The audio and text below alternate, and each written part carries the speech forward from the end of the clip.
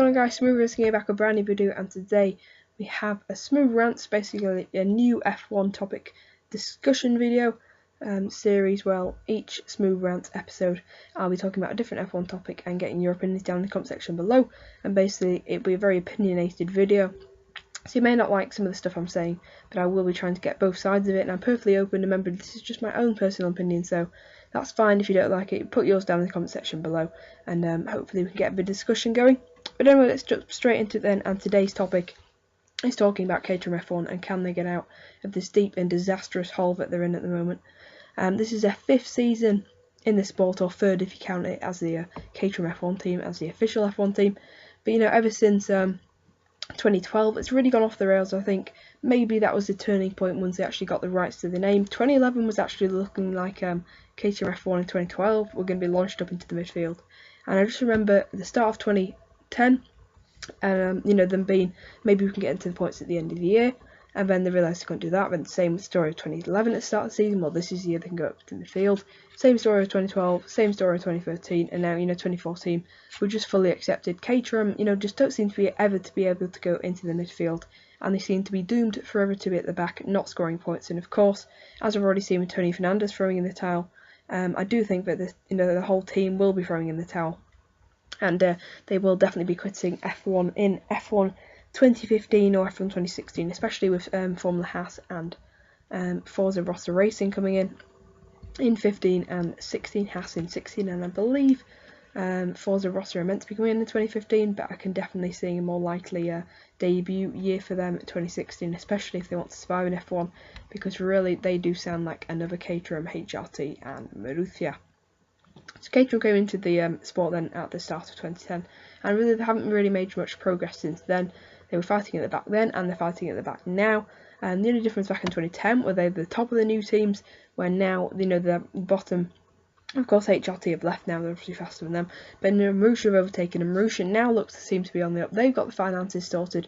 They've got good drivers, certainly in Jules Bianchi and Max Chilton's. Pretty consistent. Although this year that wasn't as counted as quite much. Especially, Bianchi was there when he needed to be in Monaco. Meanwhile, this year, they've had Marcus Ericsson and Kimi Kobayashi.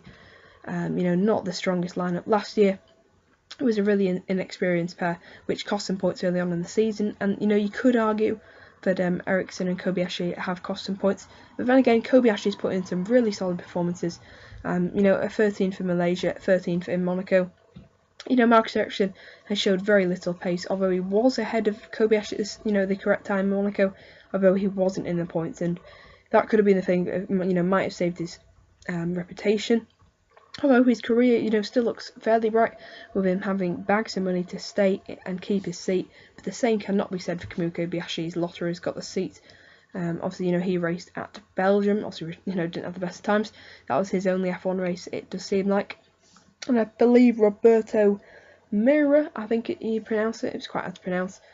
He looks like a really good single-seater racer, but does have a lot of money. But I think of all the pay drivers, he's definitely like one of the very good ones. So if the rumours are true and he is racing for Caterham Monza, hopefully he can do well for the team. But of course, it's so hard to tell in a car. You could argue 3-4 seconds off the pace of the Mercedes car, or possibly even more than that. But Caterham are definitely in a big hole, and just how can they really improve from here? It's really hard to tell. They made a lot of bad choices and a lot of bad decisions. The car design is terrible. They've got a fairly decent aerodynamics team, but they're obviously just not working. I'm not quite sure what they were thinking with this year's car.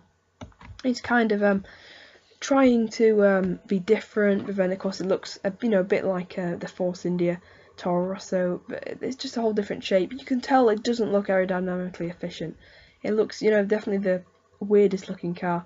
At Spa, the Caterham actually looked quite nice. It looked a bit better, certainly from the side.